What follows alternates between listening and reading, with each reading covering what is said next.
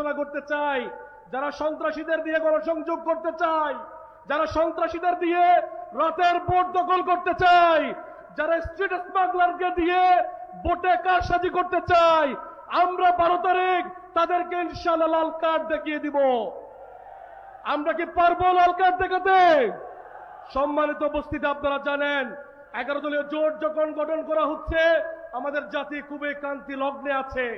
আপনারা জানেন আমরা অনেক ত্যাগ তিতিক্ষার মধ্য দিয়ে 11টা দল যারা জুলাইকে অন করি, জুলাইয়ের পক্ষে থাকবো বলে এক হয়েছে আমরা, ঠিক কিনা?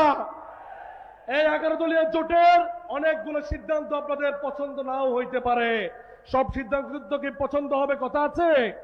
যদি পছন্দ না হয় আমরা কি করব? সম্মানিত চট্টলাবাসী, আপনাদেরকে বলতে চাই, কোরআন শরীফের সে একটি আয়াত আল্লাহ পাক তাআলা সূরা নিসায় বলতেছেন, ইয়া আইয়ুহাল্লাযীনা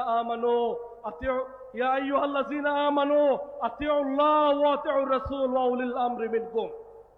সম্মানিত উপস্থিতি, আমরা যখন ভয়াবহ ক্রান্তিলগ্ন উপস্থিত হব, যখন আমাদের ভিতর কি নির্দেশনা আসে এগুলার ব্যাপারে আমাদের চোখ মুখ অন্ধকার থাকবে, তখন আমাদেরকে আল্লাহ তাআলা একটা কোরআনের বাণী শিখিয়ে দিয়েছেন, তোমরা তোমাদের উলিল আমর যারা আছেন তাদের আনুগত্য করো।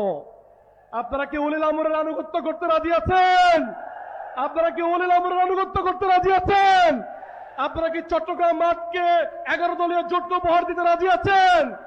আপনারা কি শহীদ উমরের এলাকাকে বাংলাদেশে 11 দলীয় জোটকে উপহার দিতে রাজি আছেন? যদি রাজি থাকেন সম্মানিত বন্ধুরা, আমরা বলতে চাই আমাদের সময় খুব কম, আমাদের সময় অনেক কম, আমাদেরকে এক হয়ে লড়াই করতে হবে ইনশাআল্লাহ। সম্মানিত উপস্থিতি, আপনাদের প্রতি আশা রেখে, আপনাদের প্রতি আমাদের 11 দলীয় জোটের যে নির্বাচনী ঐক্য জোট, এই ঐক্য জোটের সাফল্য কামনা করে আমাদের এই মঞ্চ থেকেই যাতে আমরা আগামী দিনের প্রধানমন্ত্রী ঘোষণা করতে পারি, এই আশা ব্যক্ত রেখে আমি আমার কথা শেষ করছি।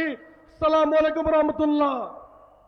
সংগ্রামী সাথী ও বন্ধুগণ, এখন বক্তব্য রাখবেন